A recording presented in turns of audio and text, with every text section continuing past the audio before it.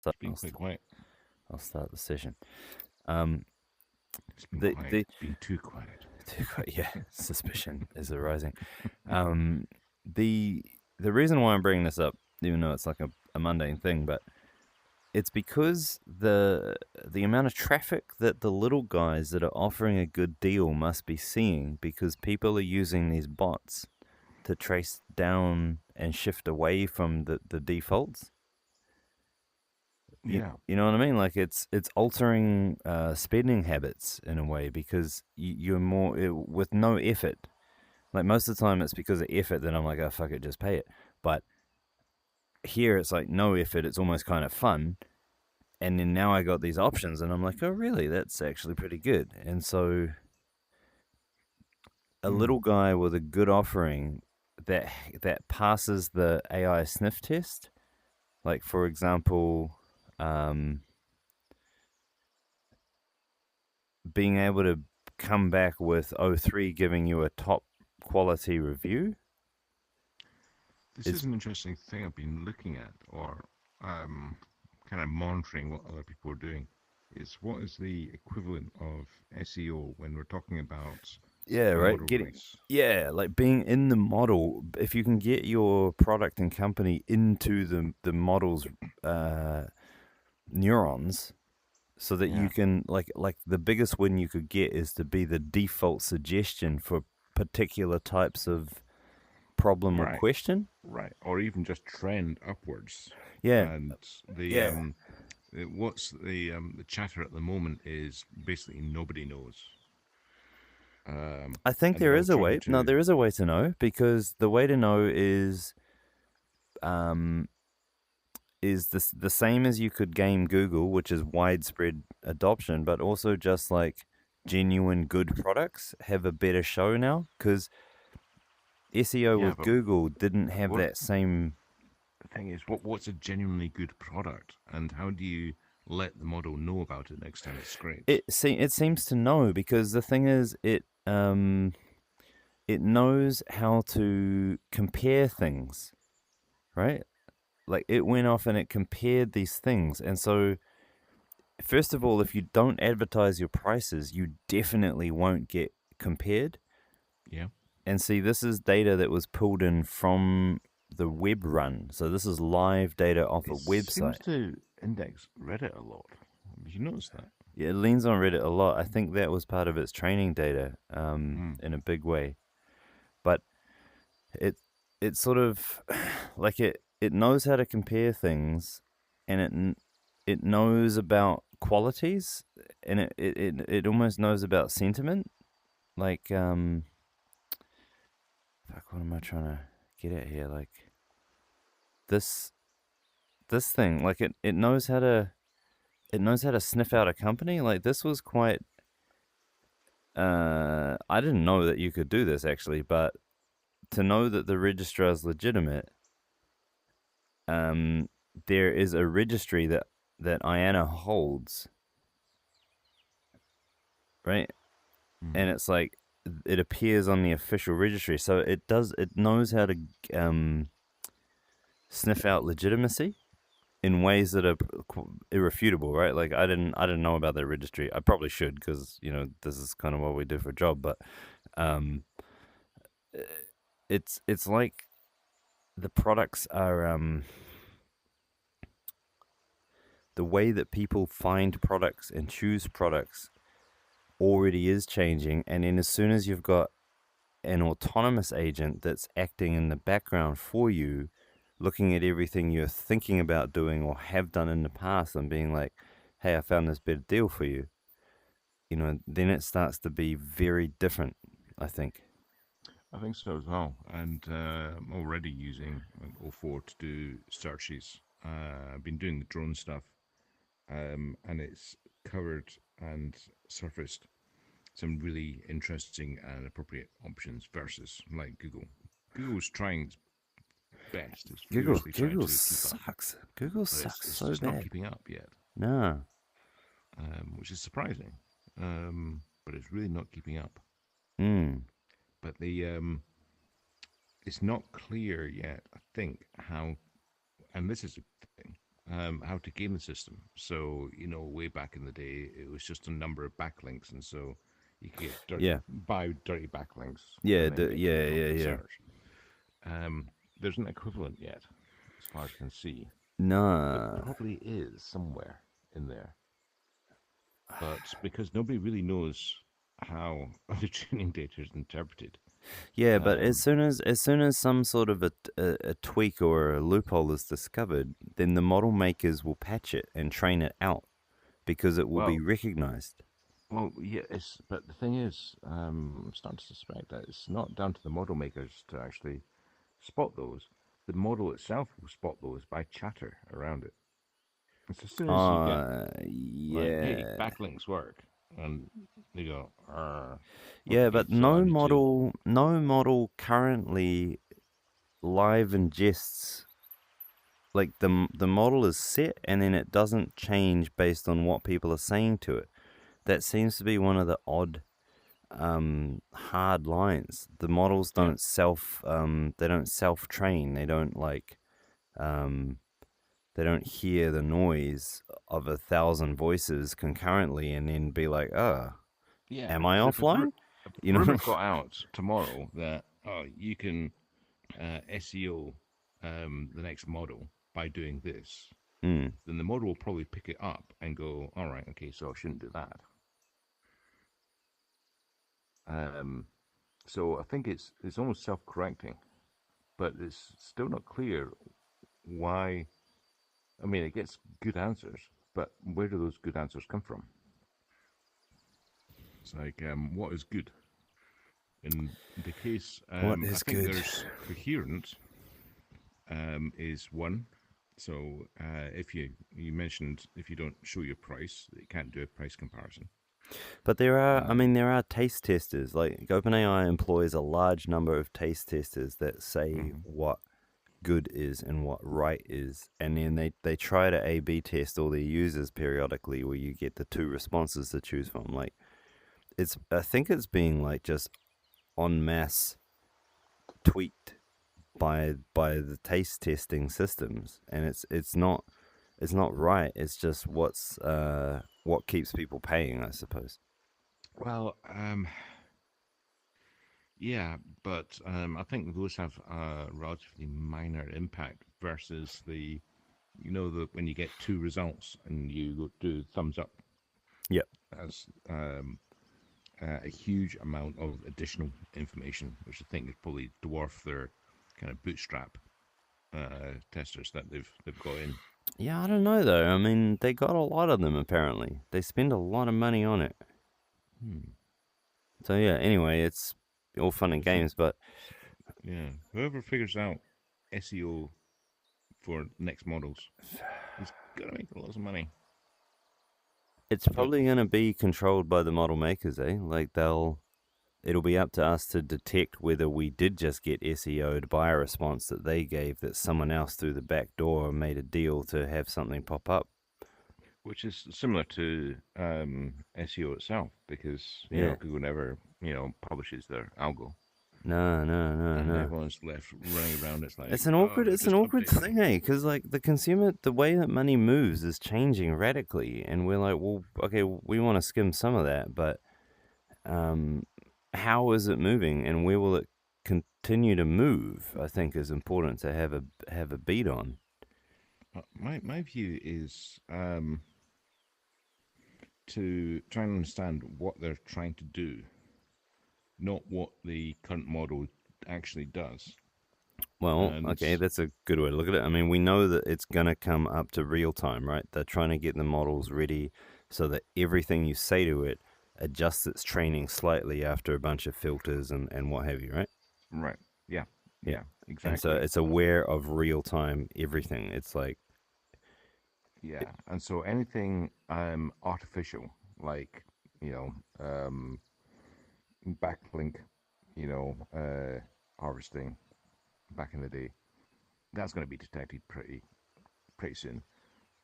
However, also if you're incoherent in what you're actually putting up, and what your surface is to be ingested, if you're incoherent, then what does it do with it? So it's almost like you've got to fall in with this sort of query, like tell me what the best, cheapest, registrar is. You don't get there unless you say how much you are and why, what you do, so it can compare you on the best. And what best means? Yeah, that's a funny. It's a funny It's one. almost like the best thing to do is not game it. It's like, be honest, is like, which is kind of a better position to end up in. Yeah, but interestingly, deep research failed to mention the one that I ultimately chose, That which is is, interesting. yeah, it's really strange, Is eh? that because the market moved on? I don't know. I mean, how could it miss that? Huh. And then I just went through these guys' sign up flow, and then it turns out they even take crypto. So general This bonus. is a question. I don't know if you've come across it. It just occurred to me. Deep research. Are they just pulling from a search engine, or have they Nah, got their own index? nah, I don't know, man. It doesn't. Well, cause here's the sources, right? Better than sources. There's research completed. It's sort of. It feels like it's actually searching the web, but I don't know how it missed. But it must be Uh, indexing the web if it's searching the web. I can't imagine Google allowing OpenAI to They are. scrape They've them. got their own bot. Like their bot shows up. The agent is There's two agents they run. One is called ChatGPT, and the other one is called It's a different name for the bot that scrapes for the purposes of training. So like the training bot will try to crawl your site, but you can put a line in robots.txt that denies it, and they'll respect it. And ChatGPT tries to crawl. ChatGPT also allows you to push your results in. If you've got products and things like that, you can push them into the GPT product catalog effectively, so that it will come and visit your site and haul that in and give you nice little product Oh, hold a pages. second. Replay that last bit. So you can advertise to ChatGPT saying, "Hey, we're here."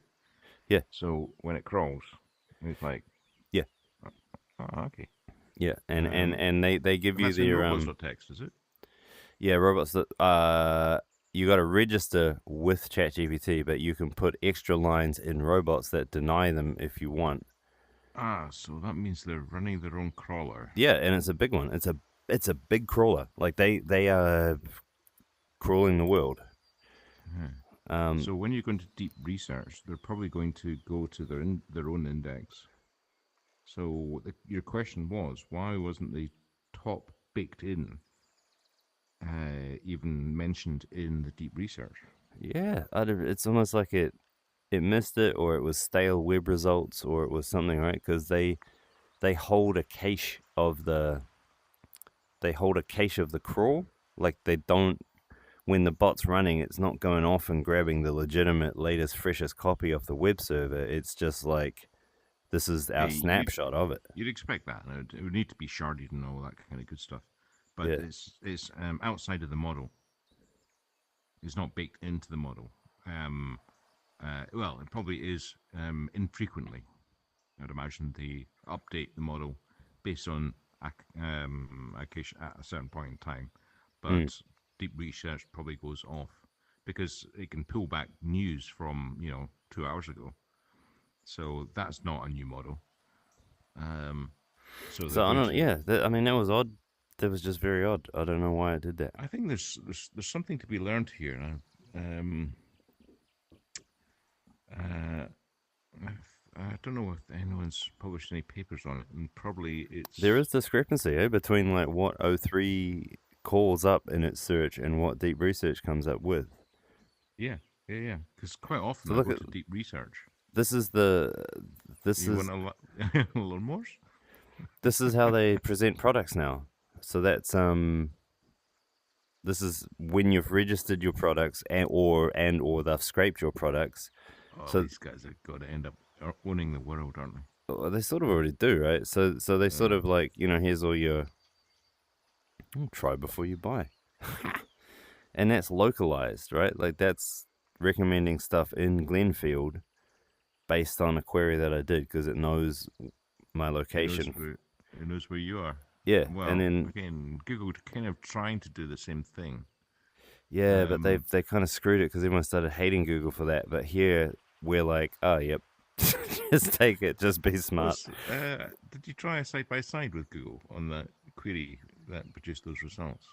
I didn't, but I don't even care what I just don't care what Google says anymore. I'm like the model that they represent data with is not. I, I'm like I don't. It doesn't make any sense Yeah, anymore. but I think this is where it's going though, because Google still has the lion's share of the market Yeah, for search. they still have a Um, fighting chance, but they need to get but their but reasoning. They need they're to get their reasoning models up real quick. yeah, but the product is not as good. No one's is like OpenAI keeps putting out continually groundbreaking models, and then as soon as everyone else catches up, they release more. There's something that they have that is keeping them ahead. Now, it might be that they started these projects years ago, and so they're bearing fruit of year-long, multi-year efforts to deliver. Obviously, they got steered along the way based on developments and breakthroughs, but Yeah, if they haven't kept that backlog full, then there'll be no more fruit. So there's that to watch. At the same time, other companies such as Google that have been in like deep mines. I mean, that's where fucking what's his face's plane came from. Uh, those things have had a huge amount of money thrown at them for many years, so they have a lot of deep projects that are still shuffling down the pipeline from all yeah, of but that too. they've also got their infrastructure, and so it might be one of these cases where because Google has spent so much on their giga data centers, Mm. that it's difficult for them to switch to the new, okay, in quotes, startup, OpenAI, who might be Yeah, well, doing a you different could way. because the compactness of the GPUs being delivered using like NVIDIA's backbone and those other things, you can't. You need to do that from scratch. Like those things draw stupid amounts of power.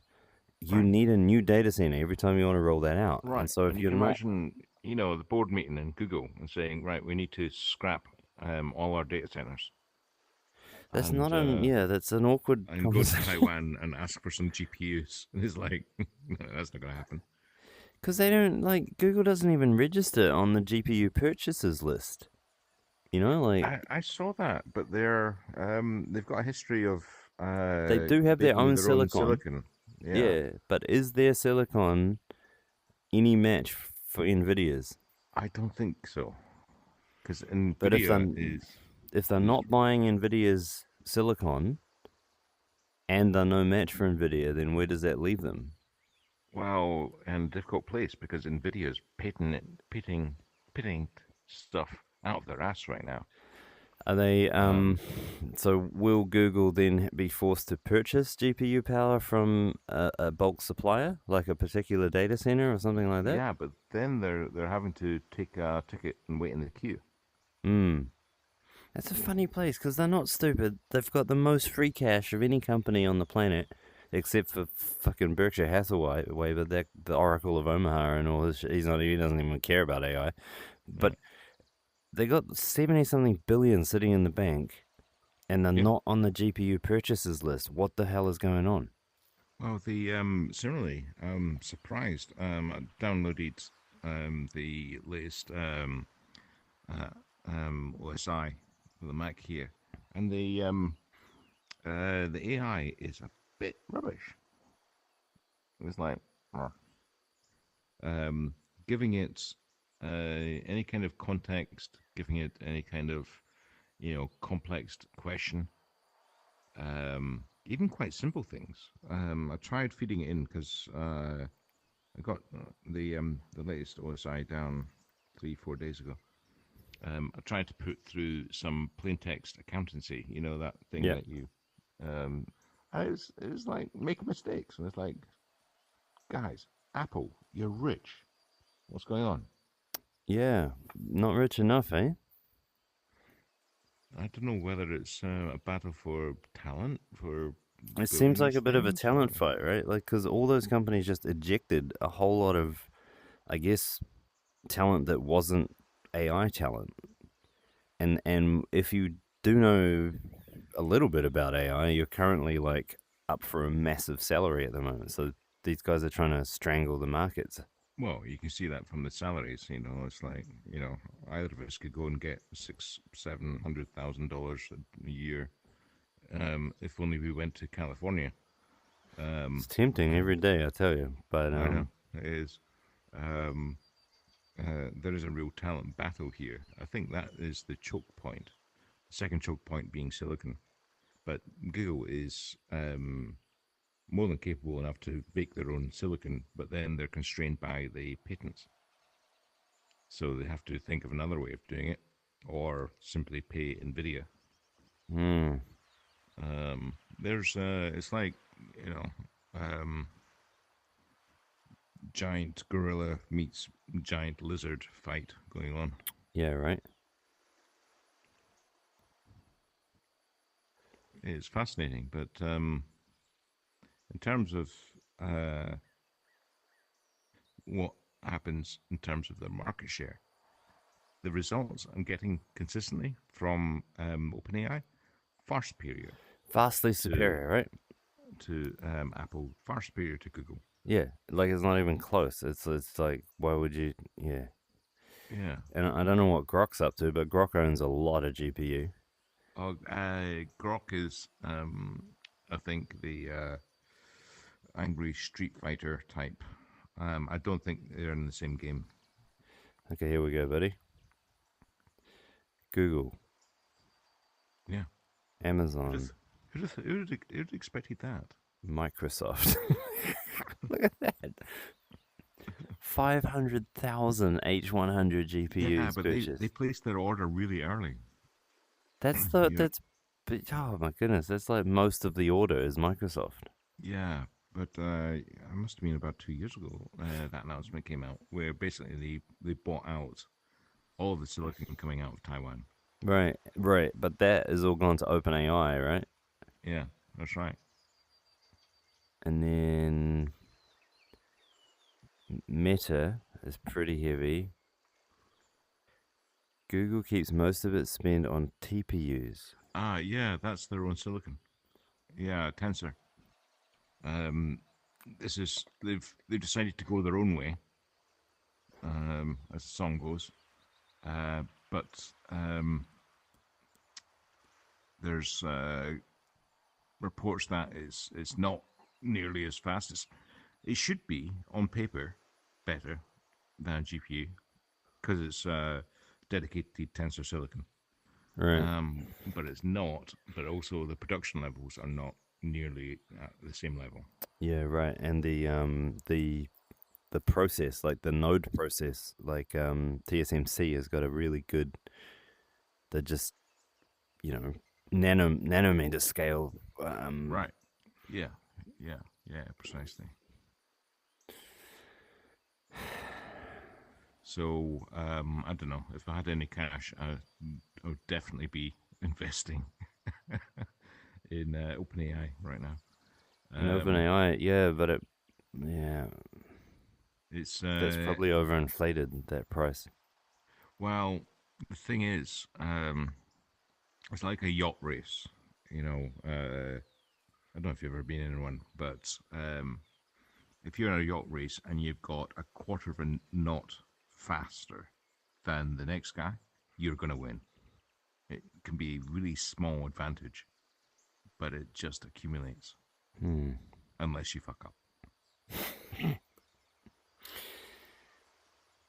Yeah.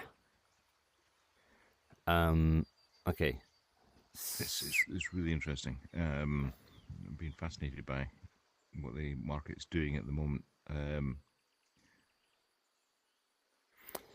Uh, But it's that I if I were to put a dollar down on it, I'd say it's down to the veracity of the deep research, because I don't know about you, but getting the latest from the world seems to be really quite important, especially on purchasing.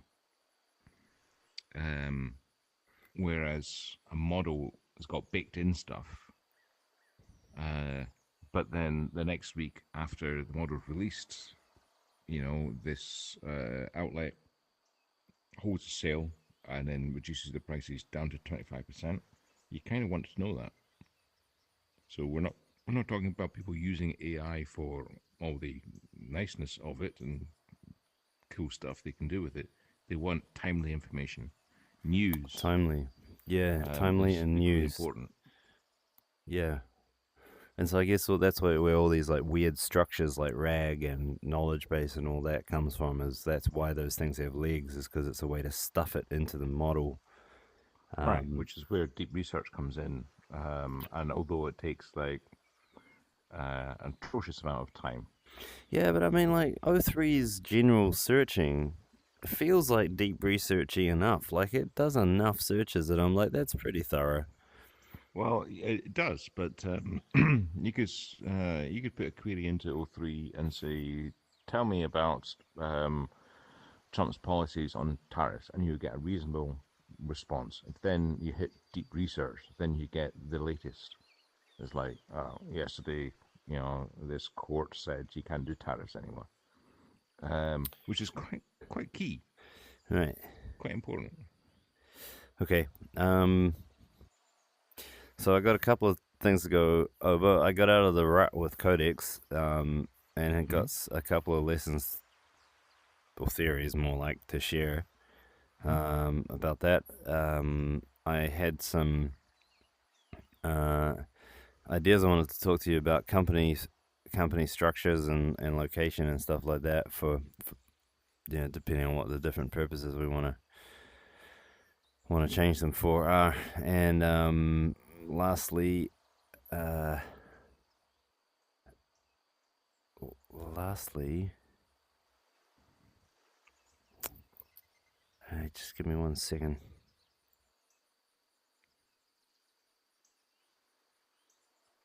No, that was it.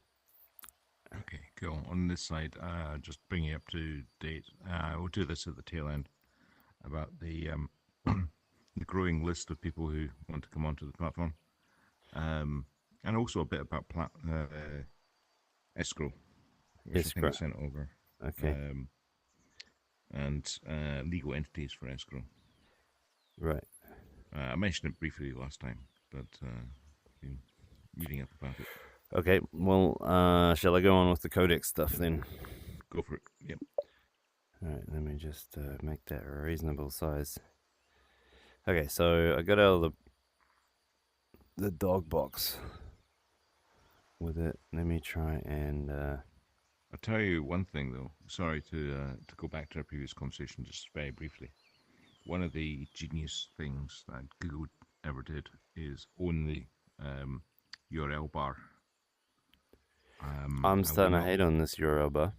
Well, I would not be surprised if ChatGPT does not produce its own browser, because owning that URL bar um, Oh yeah, allows. no. Well, see, I learned the other day that's what sponsors Firefox. Like that's how come Firefox can keep burning on developing their own browser engine in Rust and made the Rust language to make this browser engine when no one else has got it's either Chromium or bust. But Yeah, but they get paid from Google to have Google be the default search in the search bar, right, and right, it was right. something like $430 million a year or something like that. And because like I went to the Mozilla offices a couple of times because I used to have like meetups and all that sort of stuff, and it was like pretty pimped out for a free open source browser. I was like, this place smells like too much money and nerds. That piece of real estate at the top of the screen there is the most expensive piece of real estate in the fucking world, honestly. Um, and given the amount of cash OpenAI's got, I would not be surprised if they try and own or buy that. Right, but they sort of have this interesting angle with Operator, right? Because Operator is a browser. It's just a browser in a browser, but you can imagine that it would, Yeah, yeah, yeah. That's I think this their is move how you into want to browse, right? You want to this is browse. this is the move into it. Um, if they can get the URL bar, because everyone knows that's where you go, on your phone or whatever. It's like, okay, that's if you put in a prompt into the URL bar as it stands now, and it automatically flops to No, OpenAI. no, no, no, no, no. Like I would say that they want to kill they want to kill the bar, and then they want to make Operator be the app you have. So you Yes, but excuse me. If you do that, you're still working inside of another thing that you could leak out to, because you what? still have to navigate to operator in order to get that at the moment. So you still need to, know operator exists and so on. No, Um, what? I mean that they would release an install that you install. It's their browser effectively, and when you open it up, all it does is yeah, yeah, Operator. yeah, yeah, yeah. I Because understand you. Yeah, yeah, yeah, you agree, just snip agree. out this page, which is sort of what we want to do with the framing model. Is like it's kind of dorky because we still have to be in a browser, and now we're providing a browser within a browser again. Right. It You would don't be want to be on better. the second level, but we can't afford, anything like what these I know, guys. But yeah, but they're. but I that's the think same they're. problem, right? Like everyone's trying to break out of that little box there, and like that little box is not just it's the same as the App Store box in either Apple or Google, and that's why Meta's burning so much to try and break out of that because they're like, there's a new device format coming, and if we own that device format, then we own the box, Yeah, right? yeah, They want the yeah. You're context. you're you're the biggest guy in the classroom. At that point. So Google owned this box because they were just in there at the desktop level, but Meta wants to own the wearables box, which is this one, which actually looks pretty crazy. Like, I don't know if you've seen the state of Orion lately, I don't but know whether. What's your opinion? I mean, we could be early adopters that ultimately get burned when they just ditch it, or or this could be the next way to do it. this is the But form factor. You can see that form factor will shrink to be less dorky, I think but I think so. I think so. Um, that's kind of what you want. Like, you don't want to pull out a phone. You want it just in your eyes. yeah, yeah. And it's only gets well. There you go. It's only going to get smaller. And that's not bad, right? For what it gives you. Like, if you look at what they've done with the lenses, like those are not fat lenses. Those are Yeah, and very there's been lots of lessons learned. Like, lots of don't put, lettuce. don't put a camera facing outwards. No, those are actually doing Uh, quite well. Those things. I know, but people get freaked out Well, because they think you're being recorded secretly. yeah, and yet That's what happened eyeballs with are Google perfectly phones. fine, hey? Yeah, Just because you can't download it. Um, but no, I mean, all they're trying to do is make their own box because they're like, now you come to us to be an app on within our box, and so that's what Johnny Ives and yeah, OpenAI will be lining up to do, right? They want to make their own box by taking over a new form factor. yeah, precisely. So look, honestly, I don't, this is not. We just got to go with the wind on that one, but it does Yeah, pay yeah, yeah. to That's know where it's going, so that that's our efforts don't get sort of wasted. Like yeah. It's worth talking about it though. But yeah, it's like where do you run between the toes of Godzilla? well, you better have a plan for Yeah. starters. Um, But anyway, and then sorry, interrupted what you're saying. no, that was it really. That's just that just seems to be how operator will be. Um, yeah. Um, what do you want to do? Do you want to go through the codecs and the frame stuff first, or Yeah, yeah? yeah. All right, so I managed to bust out of the hole there. I actually had to go through the whole code base and almost pick it apart by hand to get the because it was a protocol level problem where like a narrow API boundary between two distinct contexts had to be maintained. I had to go through by hand and make sure that that protocol was arranged optimally and for purposes that I knew but could not manage to instruct, didn't even know where to start with how to instruct the bot to be like, well, we're trying to make like nested frames and we're trying to make like independent frames. And I'm like, I don't know how to get that across to the bot. And I'm also dubious that it would have made a difference anyway as to how it would have defined the scaffolding or the structure, the architecture of it. I've been working on a bit of this. Now this is really tentative.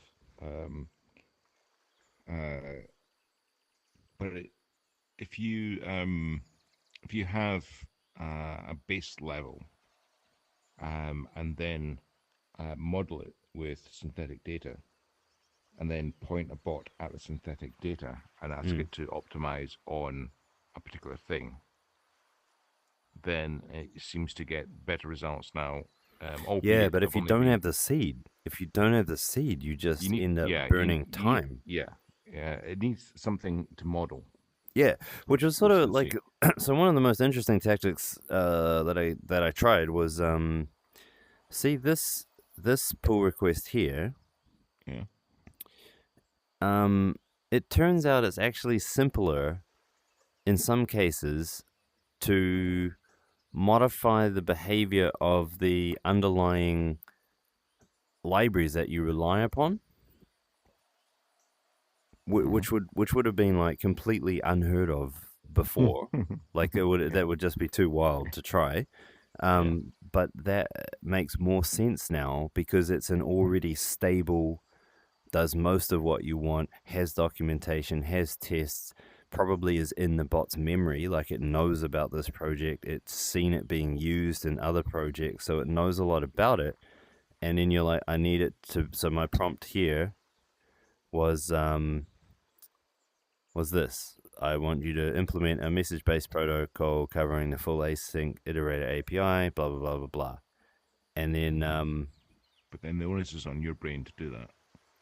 well, I need to know what to ask it for, but the point I want to make with what I learned about the limitations of prompting like this is that it's all about the ratio of information you put in to the quality or the accuracy of the information that comes out. The information Yeah. coming out is this pull request. There is, in a lot of cases, in most cases, there's just not enough words that you could say that you could pin down. It's a classic like spec problem. Like you could not pin down the project enough just by talking to it. You can, if you have a strong base, like you have a project, you can make iterative improvements that would take you a lot of time. But if you want to start from scratch, you're in deep shit, basically. That's interesting. I've not done anything about this, but it's been an idea floating around for a while. Um, I artificial life um, uh, goes back 30, 40 Yep. years, Yep. um, are all about algorithms that fight it out. I wonder what the overhead would be instead of having to, be an artisan, effectively what you are in doing the prompt. You can say, I want it to do, this is the output that I want. And then you run multiple runs, just auto accept them as forks, then run the model, and then allow the AI to decide amongst the four, or however many, which is the best. Yeah. And So then, what you're touching on there though is so the breath of life that comes with Codex for me is the fact that it is being reconciled against reality by the fact that it runs the test, it gets bad results, it tries again. And so there's this logic base that grounds it so that you can put in the same prompt multiple times and you'll get more or less the same pull request. Not because you'll get the same working, but because the conclusion is almost inevitable to arrive at a certain point. And that's a very fundamental difference in how the bot works. The Yeah, but key, sorry, the go ahead. key part of that is that you have a physics simulator or a reality simulator, and there's two ways I want to go with this one. Ask the question, okay, what other reality simulators can we expect to get in the near future? So things like circuit logic, finite element analysis packages like mechanical engineering and things like that. Um, Being able to have the bot try things, run it in simulated reality, and then get back a response for it to keep going on. That's basically the pattern. And that's kind of all humans do anyway, but bots need to be able to do that very fast. And so having like a render farm that can run finite analysis in multiple sort of runs in this operator-like environment sounds like that's going to be quite a big money spinner. But the other way that I wanted to look at it was to say that for any given project, there's a whole lot of context around the background knowledge or the understanding or the reasoning or the things you know about the world that you're leaning on to cause you to choose to take this project a certain way. Like Artifact, for instance, I know about hashing, I know about blockchains, I know about Git, I know about URLs being mutable being a problem, I know about all these things, right? And so it struck me that you kind of want like a little mini Wikipedia for your project, that every time you do a little bit of research on the net to help you about that project, it's being pulled in as context and kind of distilled down to these little nuggets of like facts that the bot retreats to or grounds itself on whenever it's trying to figure out how to do something or what you might want, which reduces the quality and size of the prompt you need if you're building up this like knowledge base of unarguable facts that can be proven autonomously. Okay, pause.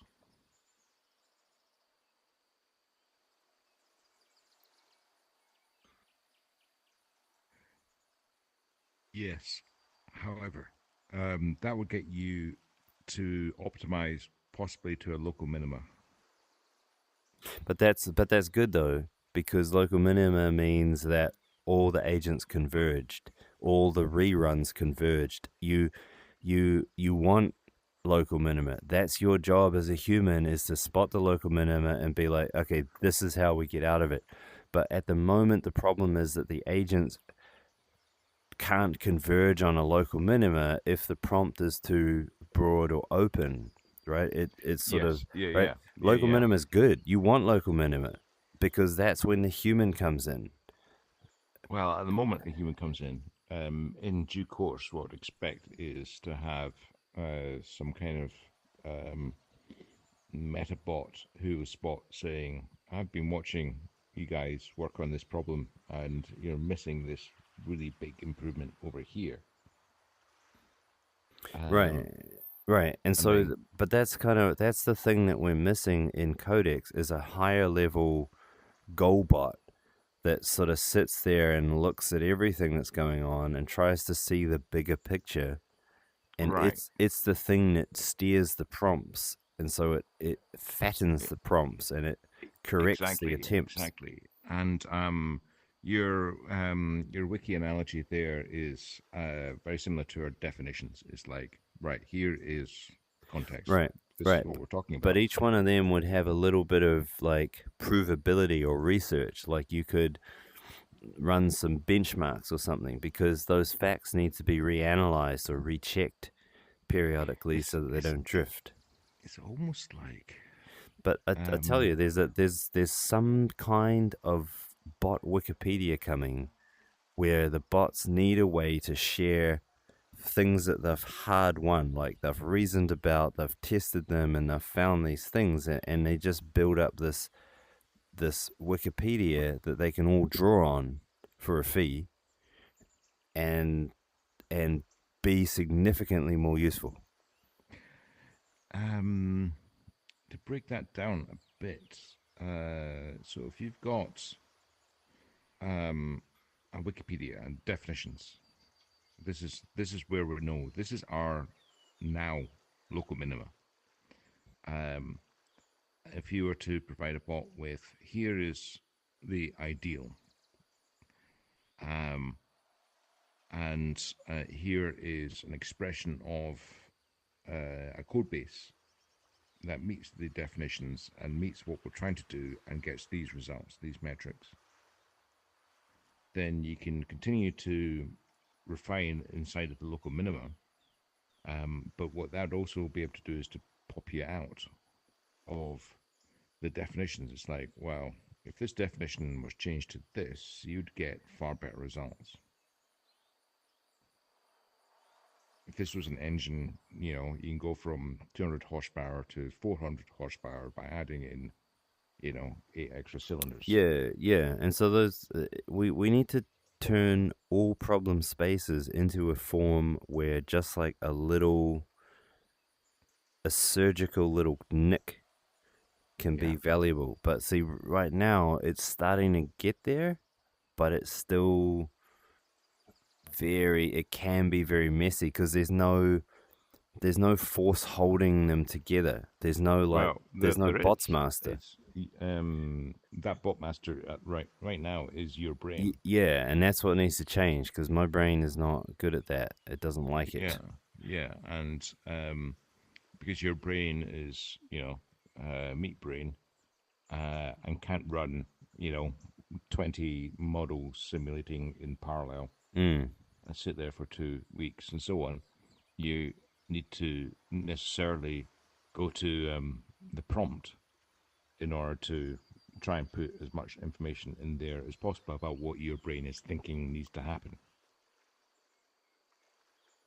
Whereas you might be now, this is not for now. This we're talking about a couple of years down the road here.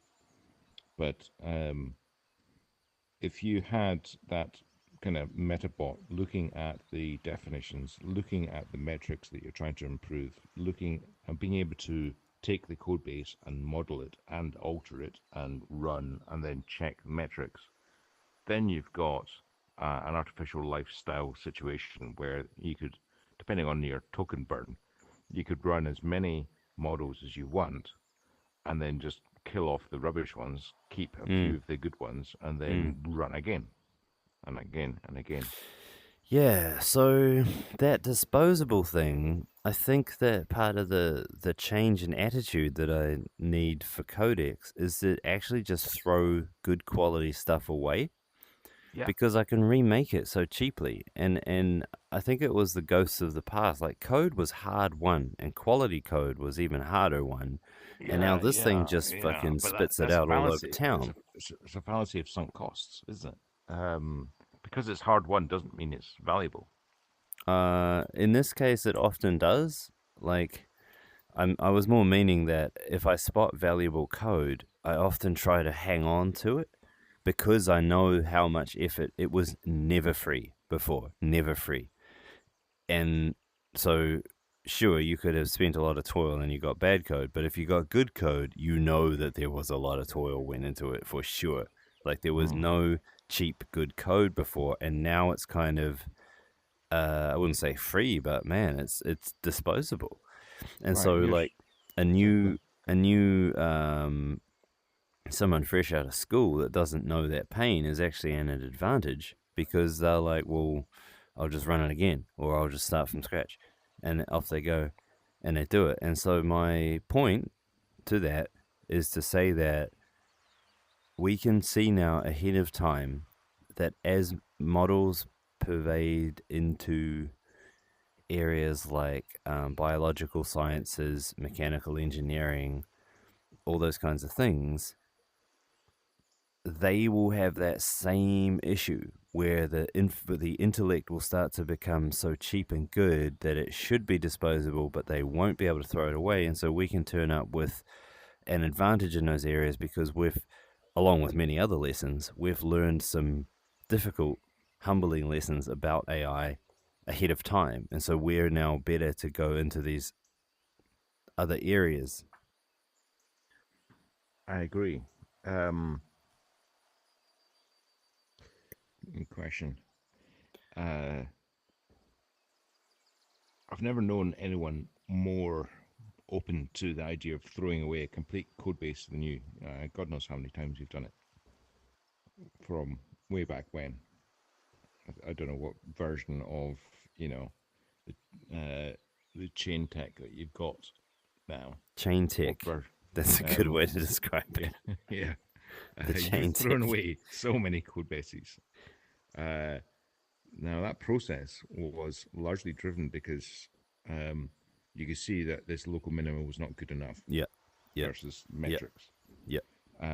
But also, you stopped pursuing it when you saw that there was potentially a better way of doing it. Yep. Now that reasoning process is the thing that would enable almost like a genetic improvement of models.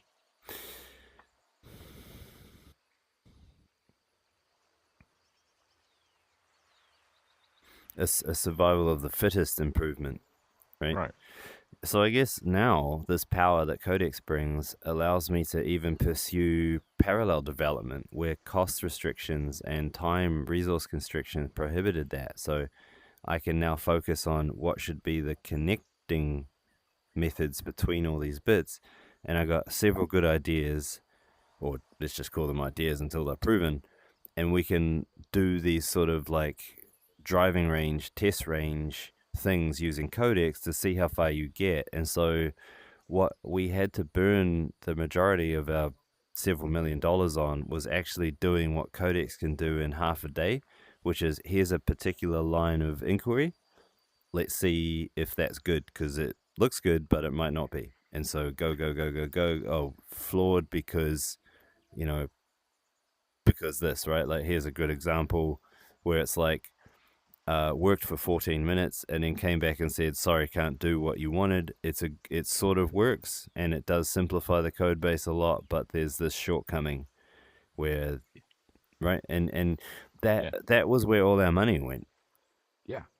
Yeah. Was those... And it was money well spent because the knowledge has been built up. Yeah. But the downside was it was largely in my head and in Ben's head.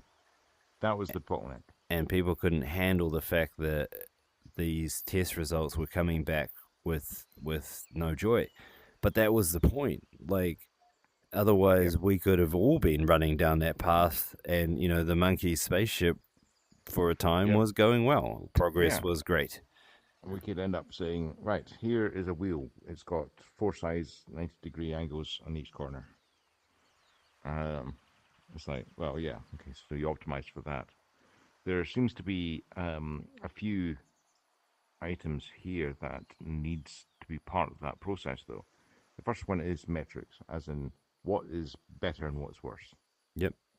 The second is the ability to spot where a complete code dump and change to a new approach is better, and both of those lead to the ability to model in parallel with very little input.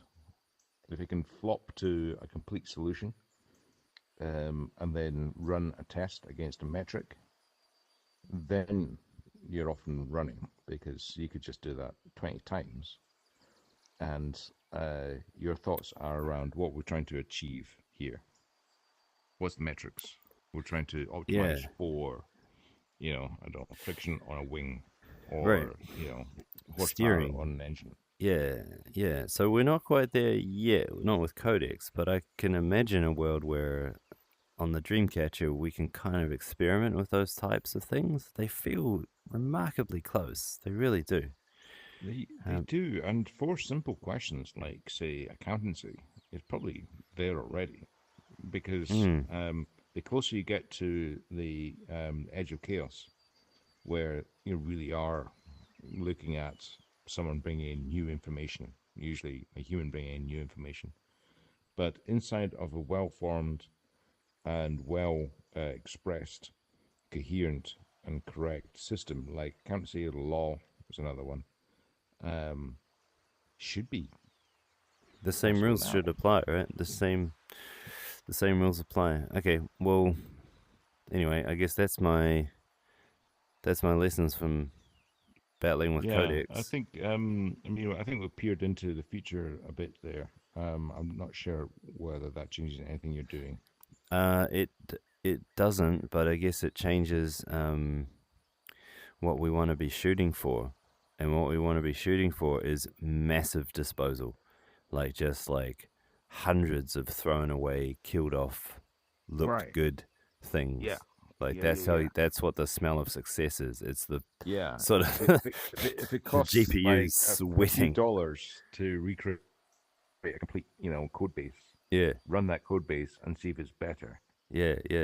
then it's relatively easily Yeah. done And so because it's got you to. kind of really, in a weird sense, you want an agent that can control codecs. Like you want codecs stacked Yeah. and Yeah. sitting Yeah. there. Now That's the that meta, which is what you are at the moment. You're codex yeah, stacked at but the I moment. need to go one level higher than that. And so what I was doing some interesting sort of one of the things I love best about the state of AI now is that you can just like speak some weird question and then just fire this thing off and then come back at your leisure and get an interesting looking result back. And it costs you like no research time, no anything. And now you're Mm. suddenly a lot smarter.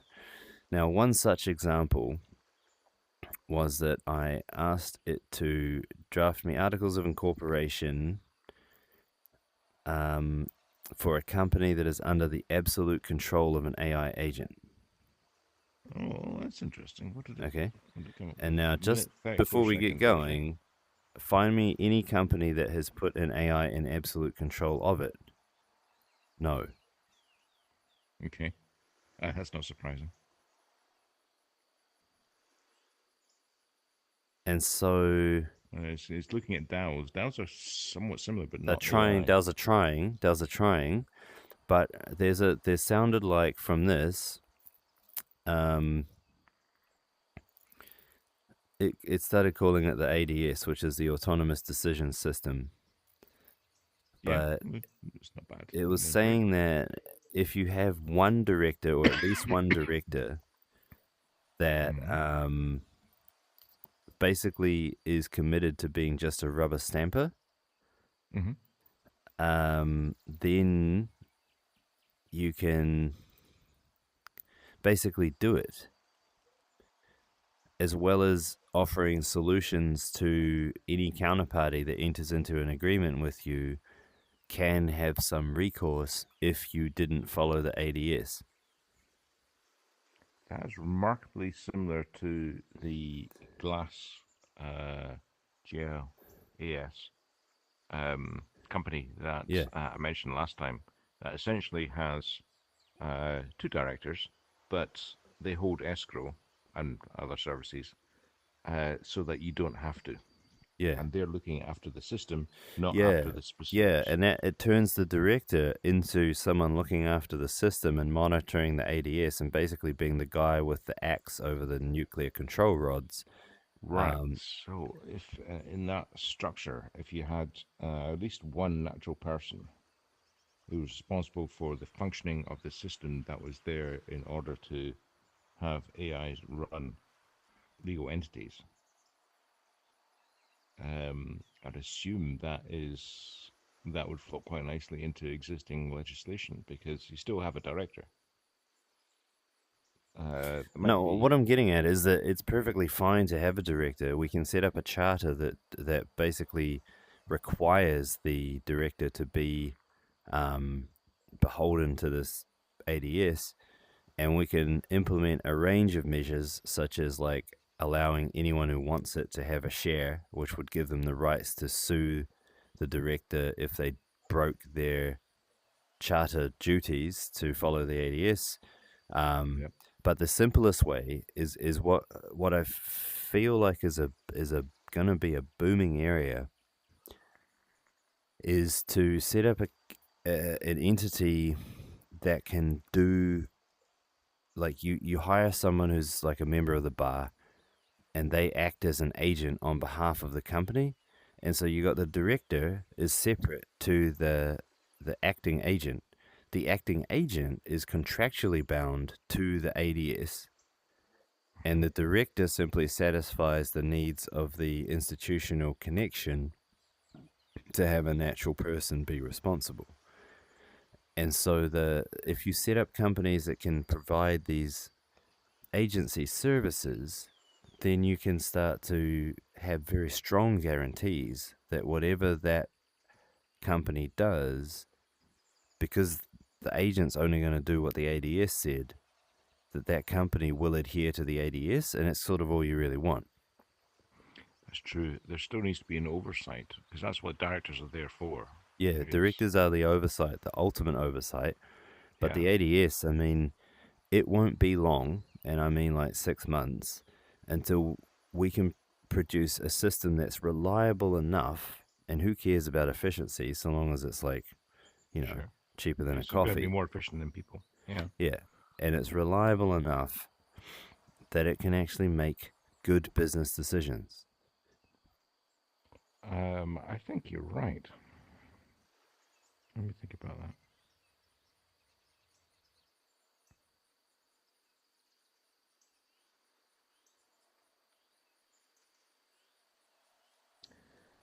Compartmentalization. I don't know what the law says at the moment about. There's a limited company, Yeah, limited liability, becomes a legal entity. A legal entity run by an AI that has oversight. Is that a thing that the law allows at the moment? It's a it bit doesn't like a disallow group it. It company. doesn't care. Like it just doesn't care. That's the point. It only cares that there's a director ultimately in charge for the actions of the company, and that's it. So if a legal entity, a limited company, run by an AI solely, Yeah, but with oversight by the group director, yeah, let's call it, yeah. makes a mistake and then needs to fold, say, Right. then the damage is restricted to the limited liability company. That's right. That's right. And the director can be held liable if the director did something reckless. But there's two ways you could run this model, right? One, you could make a housing company that then allowed people to start projects where the projects were sub agents of the Yeah. ultimate ADS, and the director's job and why he gets paid is to monitor the ADS and make sure that these mini projects are being run effectively and compliantly. And then these projects come and house themselves inside that company where they're just a project. They have no. Yeah, but the interesting thing is the director is not required to step in when there's an operating mistake. The director is in there in order to prove that the processes are appropriate. Do you mean that the director is not there in the traditional sense? The director has to look at everything that's happening and make sure the people aren't doing anything stupid. But at the moment, he's just making sure that the programming is executing correctly. Yeah. Yeah. The director is liable for the Right. process, So that not that the outcome. yeah, the sale of a agent system and the liability sound like they should be one and the same, and that they would be well paid for. Because if you're like, we're this company, we produce agents that run companies, and we provide liability in terms of directors, so that's how you know that our products work, because we're in trouble for them. Here's an example charter, or you could use our housing company. That sounds like a reasonable venture. it does. It Plus, you've got does. connection to these like uh, legal agents that do the bidding of the AI agent, and that's it. They're just like, as a member of the bar, they're not going to risk their bar membership for what, to go against the rules. Like, the rules are clear. The ADS said do this thing, you do this thing. That's it. Yes. Yes, exactly. And the do this thing is a process, and the director is there to show that there's been due diligence on the Mm. process. Mm. Yeah, so that starts to look a lot like Dreamcatcher House, right? Because you could spend the money, the fucking £90, whatever, to start your own company, which we could actually do for you, where we're like, here's the ADS, and here's our directorship, and here's our fees, and now here's your own company. Or we could house you within our company, or you can be housed within any of the other companies, because the housing is just logic, and no one, like, getting it right for one company is the same effort as just rolling it out across all. So you can be a house, you can be a standalone, you can run individual projects, you can nest these things arbitrarily deep, and they still remain correct. You know, the first thing I'd do with this, the reason I was giggling there, first thing I'd do with this is I would, with a given idea, I would fork, um, you know, whatever it is, $90. We've had $900. Just fork it 10 times. Try 10 different routes and have them run, and then select from the best. A bit like what Y Combinator does by hand. Mm, right, that's right. Because you could, if you had a little bit of success with the system, you could start buying into the equity issuance of Yeah, the good ones, right? You're like, well, yeah, that's a yeah. great And let the other idea. There's ones great just, people. It's a wither great and market. die. Yeah. And then you're like, And here's the ADS, plus here's some money. right. And there's some contractual requirements, not contractual, sorry, some governmental requirements for folding companies, but a self-folding company, Mm, it's like, okay, we've tried this idea 10 different ways, 3 are not working. I don't want anything to do with that. They'll just right. self-fold. Self fold, yeah. Um, and then you'd eventually whittle it down. There's 6, there's 3, and there's 1. That's the healthy one. Let's double down on that. Mm. I don't see anything other than, getting the structure together that stops that It at the suddenly moment. sounds a lot simpler, right? Like, it seems a lot simpler than it's ever seemed before because of the agent model. Yeah. And if you had an overarching group, like the escrow company that had a couple of directors who were responsible for the process, then you could throw these up as easy as setting up a new Gmail account. Yeah, that's how it should be, right? But you're just setting up a project, and you can pay the extra fee just like you can with Google to buy a domain name and whatever. Pay the extra fee, and now you're like this independent entity, but you're Yeah. still governed by the ADS and the directorship. The people who hold the directorship they are the responsible ones. They make sure And that the ADS keeps ticking on and compliantly. that's the grounding. That's the grounding Yeah. because I'm not responsible for GDPR or my Gmail. Mm. It's a really good combination of duties, because the directorship is highly incentivized to make sure that the ADS is always performing optimally.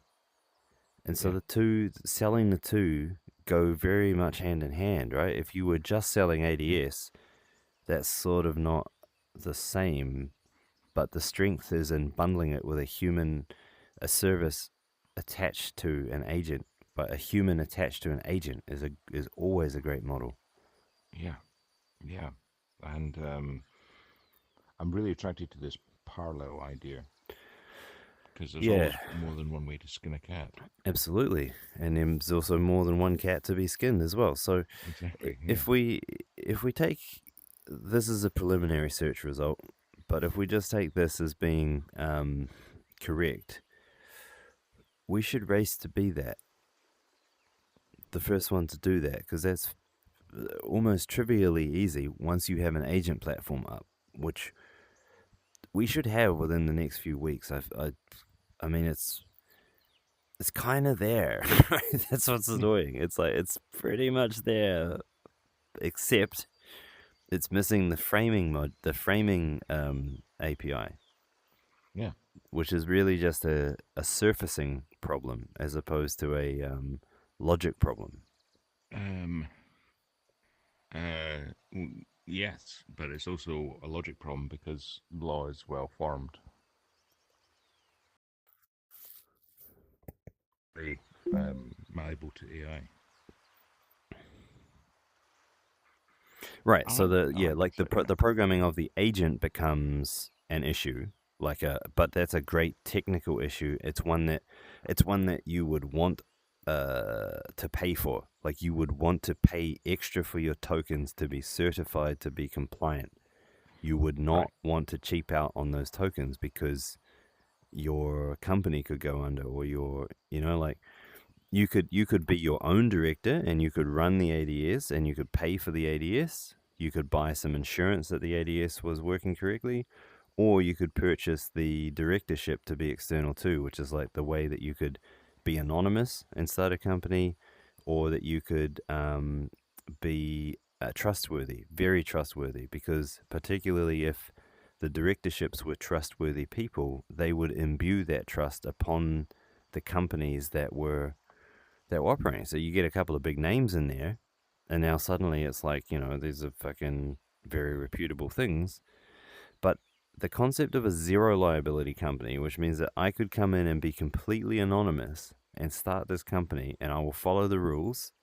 But if anything goes wrong, you don't know who I am. That's the only way you can be zero liable. The company pays its tax. The company does this, does that. I don't. If it follows its contractual obligations, etc. Yeah, Yeah. yeah, yeah, yeah. The directors make sure that it follows its obligations, but the project runner or the managers effectively they're just like at a distance. It's I'll jump forward. I did say I was lead this to the end, but this is very pertinent. We've got a very live prospect in a guy who runs accountancy services and insolvency as well. Mm-hmm. Both very well structured in terms of legalities, what you have to do, when you have to do it, and so on. Very bottable. Um, and his idea is quite similar in that he creates an overarching company with directors that make sure that the process is held, but then the customers come in and say, run our accounts for us. We'll send you our remittances and you run your service. Now, at the moment, they're doing that with a large number of, junior accountants. But it's a very similar idea. It might be a simpler way of testing this. Not only do we have a live one who's, possibly would pay for it, probably would pay for it, Oh yeah. but it's exactly the same structure in terms of you've got a director who's looking out for the processes Right. and I've got an income out. Sorry, I'm just balancing it. Director or directors who maintain the processes, but then the customer comes in and says, "Okay, I'm giving over my fiduciary care for my accounts to you Mm. under contract, and I expect you to run my accounts." Right. Which is, no small thing. And they run all their accounts. Now, every part of that, except the directors making sure that the processes are correct and they're content that nothing weird is happening, just simply take a fee. Right. So And it's that's being the done at the same. moment with, you know, layers of accountants. Right. And you're saying if you could get an ADS to handle, or just an agent that you trusted to handle that, then you could accelerate their throughput significantly. Right. And you could even, in terms of larger companies, give over the CFO role, because I don't see Mm, why CFO role is anything that a bot couldn't do right now. mm, that's true. But again, that's not. That's definitely fun to do. But the most explosive one, I think, is to run the whole, make the companies very tiny and run the whole thing. I agree. I agree. Because if you add in It's a like a Docker. CTO, It's like a Docker container versus like, right? shall we run a whole server rack, or shall we run a Docker container to experiment But with it's this thing? it's the same pattern. You're just repeating it. So the CFO and the CTO and the COO together, all being agents Mm. inside of a container that ultimately has a grounding in All right. So you're directly. saying that it could be introduced in a hybrid mode to some companies with varying degrees of responsibility and liability attached with it. Obviously, if you want to buy the more liable tokens, then that costs more money because we have to have a lot of humans and a lot of checks and a lot of assurance that what. Insurance. Yeah, Yeah, yeah, exactly. yeah. Yeah, But exactly. that's a great business model. It's like pay extra to know it's correct. Sure, we'll do that for you. Great. Yeah, insurance angle is also interesting. I've not looked at it yet, but actuaries, swear, could be bots. No, that I have a friend who's an actuary, and you could argue that actuaries' assistants could be bots, but actuaries themselves are very smart. Is it? Okay. Well, I know they're very smart, but again, they're running on a You well-formed, could you could you could well-stated augment system. them, so you could augment them and have them able to offer more customized packages to people, because right now, because of their time and their costs, they have to insure at a blanket sort of level. But you could have more personalized packages where the actuarial calculations were being done on an individual basis as opposed to across the board. Oh, I see what you're But saying. yeah, So, but there are some quirks there, because we looked at insurance. Um, we were going to buy one actually, but we looked at insurance, and the one of the issues is how tightly the regulation uh, stipulates things like you can't discriminate against a customer for, like, the reasons why you turn a customer down or why you set a price a certain amount is is very controlled. Like, you can't just use stats and be like, in Otara, which is a dodgy part of town here, mhm. cars get burgled 9 times more than some other place, right? You can raise the price, but you can't deny someone insurance cover.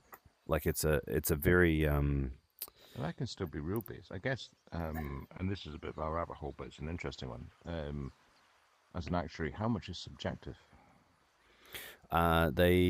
the regulator needs you to present your actuarial model, which says, um, th- there's two things. There's two angles that the regulator is looking at. They're looking at, number one, fair treatment of individuals, as in you can't discriminate or be seen to discriminate against different Right. individuals, and the second thing is, it's the same mandate, which is looking out for the individuals, but it says that your actuarial model has to be accepted by the regulator so that they don't feel like you're overinsured. Like, they need to know that you are covered to provide them the maximum insurance that you have sold, and you won't go bankrupt while doing it.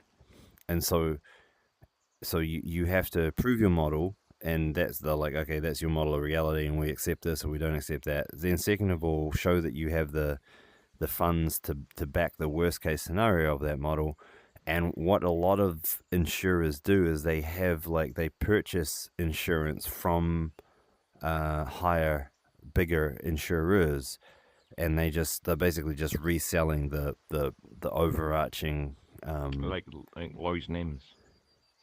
sort of, but it trickles down a lot. Like there's a lot of big ones come out of Japan where they will Mm, like big insurers, and then there's like a medium sized one down in New Zealand, and then there's like little guys that will sort of draw down from those guys, and it's like a stack of things. that's interesting. That's It's a interesting. funny game. There's a lot more to it than I'd Yeah. than may meet the eye, but the regulation is the hard one. The well, regulation is stipulated and therefore amenable to bots. But the Yeah. interesting thing, I guess, is way back at the start of Lloyd's, they were doing things like insuring a clipper to go out to India.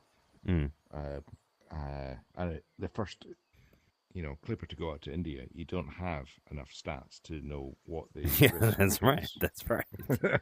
um, a mate of mine did continues to do insurance on satellites, very high cost, and it's like Satellite on top, insurance. yeah, on That top, sounds on, crazy. and then it's like you're putting it on top of a rocket with like hundreds of thousands of components. Well, how do you know the risk if that's the first time the rocket launches? Um, so there is, I guess, a judgmental, a judgment piece there, a subjective piece rather.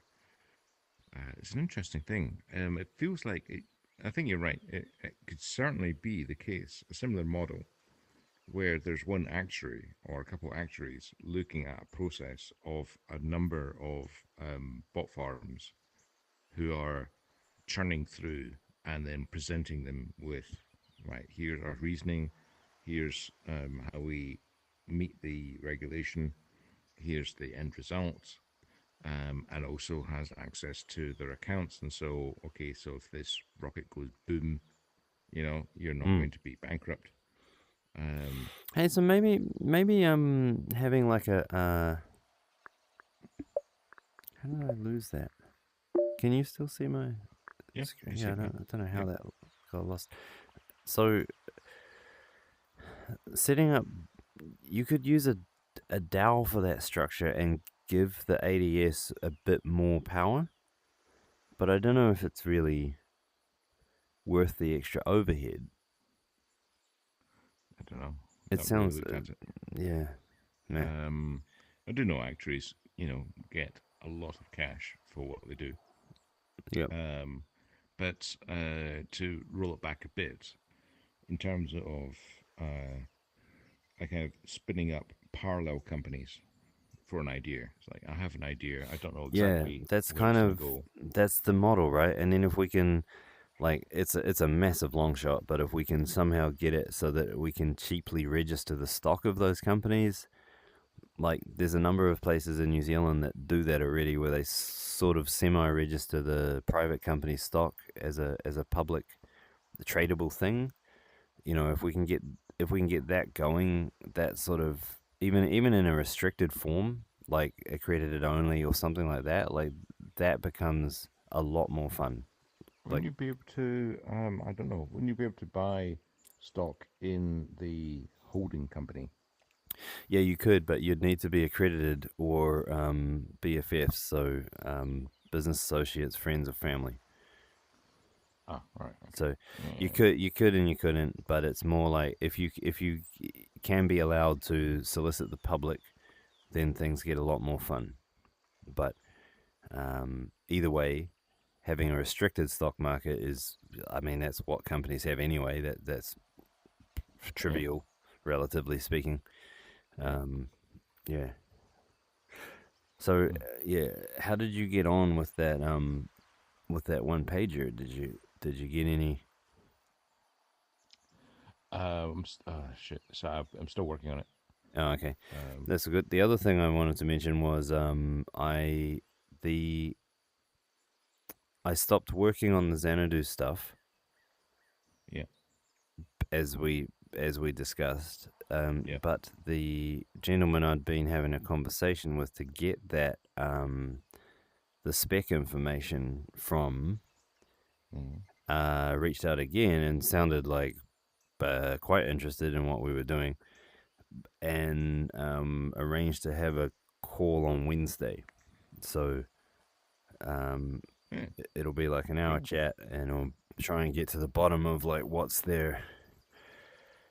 They don't have specs, but they can give us in person. The guy will be able to give us a sniff test to see whether we can pass their requirements or not.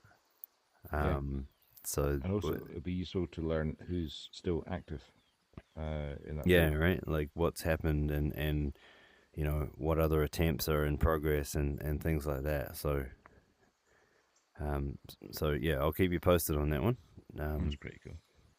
But That's pretty cool. someone's alive. Put it that way. Yeah, Someone, still got a pulse. someone's there. Um, Pretty impressive for yeah. something that's lasted so long. The other point of interest is because one of the issues that I have to solve probably in the coming weeks is billing, but billing like a subscription's easy, but billing for usage is a little bit more involved, and so Mm-hmm. the approach I was taking was to make billing be part of tracing. So, for example, if you want to know like what are all the things I did today, and how long did it take to get from this service to that service to OpenAI service to this database and all that, that tracing and that ability to replay or recreate that we've been, working for years to get going, but now that that's sort of once you have the replayable execution part, I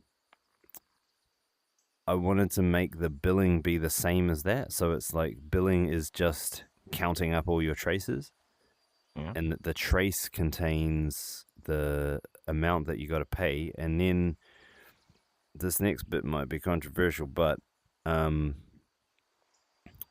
I think I can store it simply in the plain text ledger format where I can summarize a bundle of traces over time. Like if there's like a flurry of traces occur over a minute, like I could batch them per minute, and then like in the ledger entry I can refer to all of the originating actions that triggered the trace execution, which is under this definition the only way that you can burn money on the system. And so all the traces are bundled together, and then you're like, there's a line item that says it summed up to this. And then if you wanted to, you could dive into each one and figure out the cost of the expended cost of each Yeah. thing. But Yeah, it gives it to you in a plain text ledger format so that you can export it, you can process it yourself, you can do whatever you like. That was sort of the angle I was going there, because I think that this being able to do the books on chain using a common format is it turns out surprisingly useful, because like I want to use it for the trucking guys to register all the transactions of each person, and then be able to roll that up to say, well, therefore, if you combine all these text files, that's the accounts of the whole company. And it feels better to do Ledger rather than our own custom format, simply because we got something to lean on. It's exportable and recoverable, so we can be like, well, if you really want to take your data off platform, this is a standard format. It's very fast, it's very simple, and best of all, it's incredibly well understood by the bots because it's just plain text. Yeah. And also, it's very like an event log. It is an event log. It's a stream of transaction events, and that's how the purveyors of the software describe it as. It's just a stream of accounting events. Yeah. And that's all. Exactly. But the reason I was raising that is it doesn't necessarily need to be a financial event. I would not. I know what you're saying, but I would not want to use Ledger to trace non-financial events too. Like the principle that we've applied throughout the system here is that there is no uh, there's no proxy for an event. Like we don't do logging. We don't do the event is recreatable. That's what that's the record of the event is the event. There's no Um, separate record of the event. yes, yes, no, I see that. In But which, yeah, ledger's needed because you don't want to have every event also cause an accounting event because yeah, that's kind of wasteful. If you could just batch them and then derive it anyway, you might as well. yeah, yeah, exactly. And you could always derive it if asked. Yeah. And the purpose of an accounting system is ultimately to summarize micro activity into macro so that it's at a level that makes sense. Like I'm transferring $50 to my account, all those kinds of Yeah, you yeah, don't want to know about the minutia of you just want to like yeah. put No, the that's money, make the machine go. a good point. Yeah. Yeah.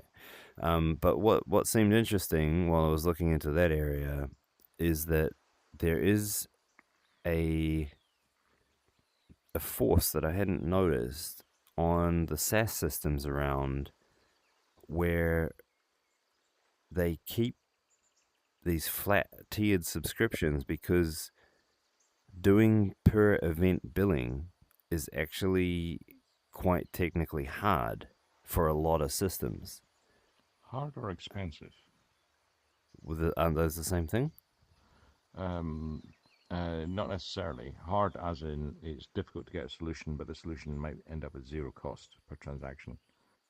Um, So expensive. that one hard. Yeah, yeah. Yeah. Okay. All right. So that's why they don't do it. Yeah, because they sort of the background infrastructure you need to supply that. Now that I think about it, if you built using a traditional database and you did not build that in from the start, it's going to be quite difficult to retrofit in because the databases they can't self-reference. Like when you write a row to the database, it's hard to then go, okay, now write that you wrote that row and here's the going rate for row writing.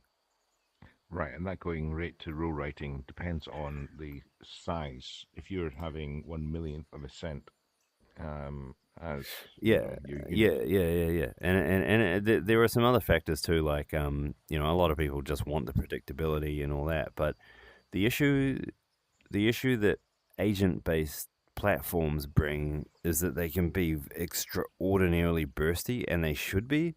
It's like if you have a task and you want to call on 10 different agents, you should be able to do that and then also shut them down. And Yeah. so usage based billing, I think, is essential for us, but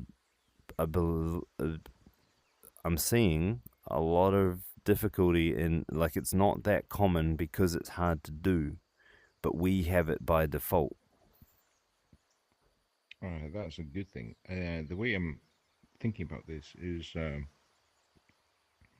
electricity meter uh, has a number in kilowatt hours.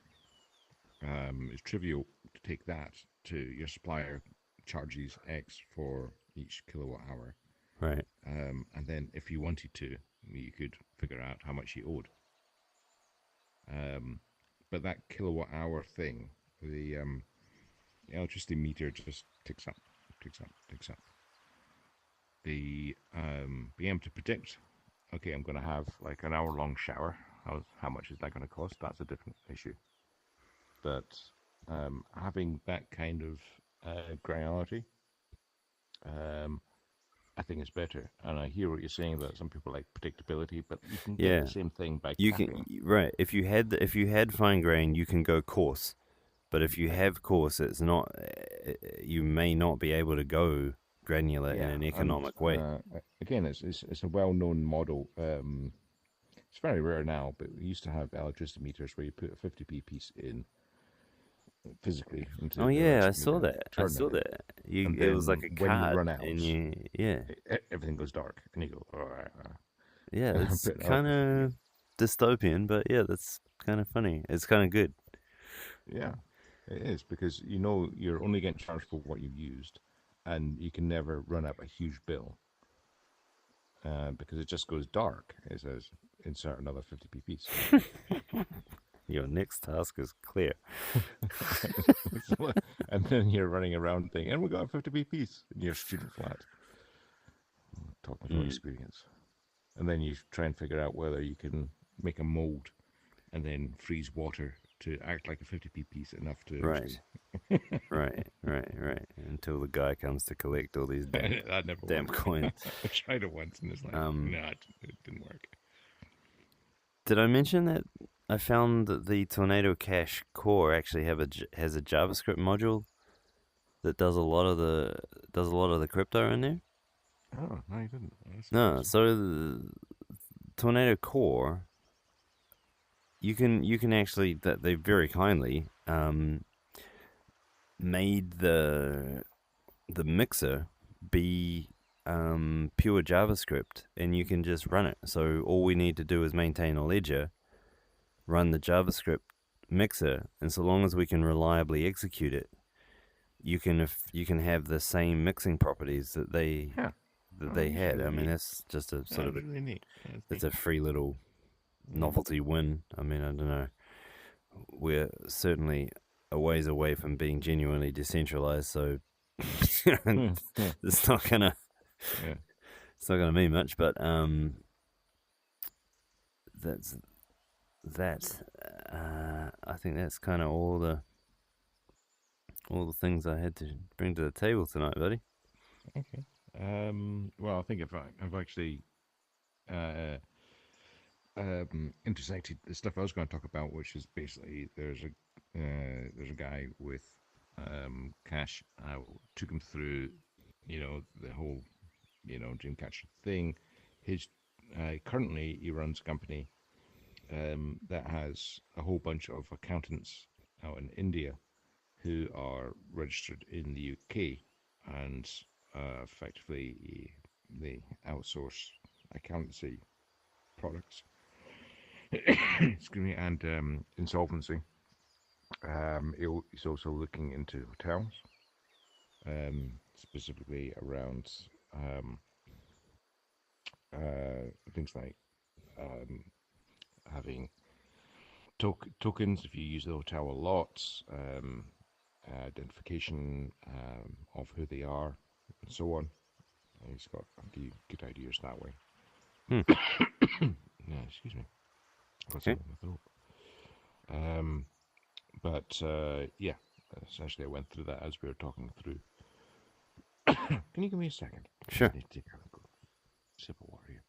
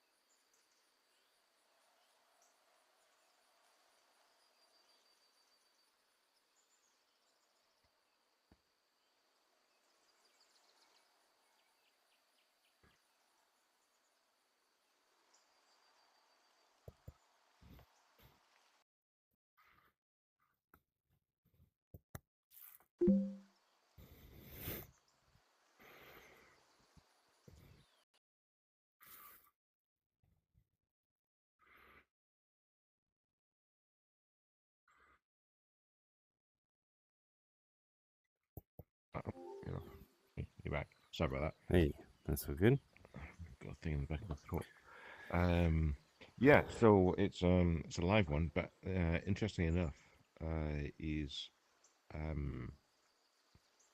seems to be really quite keen on the idea of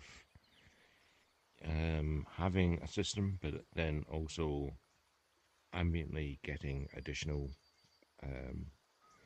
income in the future for having solved a problem which you can see is used worldwide, Mm. and so on. So, No, I mean, I think that this rate of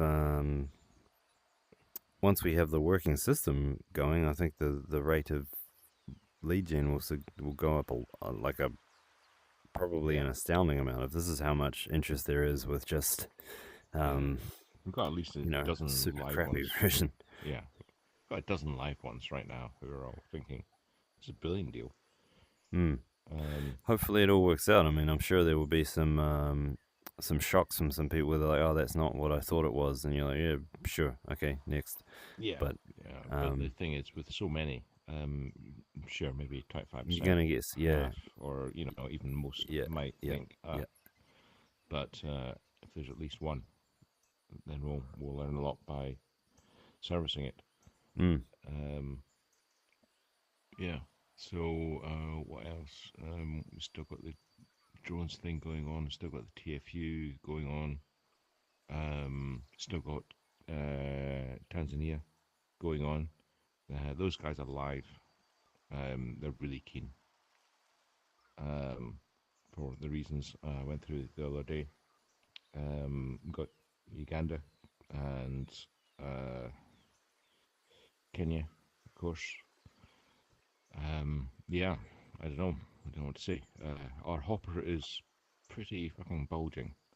Mm. Yeah, fuck. There's a lot of Oh, guys out here that want what yeah. we've got to do. Just better hurry the hell up, I guess. Uh, to be honest, they don't have anywhere else to go, so it's not like they're going to go, we'll just go to Microsoft or anywhere else. Yeah, it's funny, eh? Like, there's still no real alternative to what we're promising Yeah. The that, only that we risk can I've got at the find. moment is I end up spinning the plate too much and it Yeah, falls off. reputational.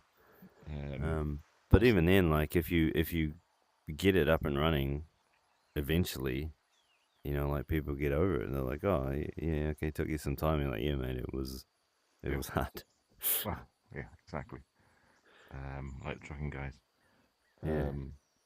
But yeah, so that's what's happening at this side. All right. What Oh else? well, cool. Anything else? I'll No, I don't think I'll there's put anything this else. up then. Doing my notes. Nothing else, eh? No, no.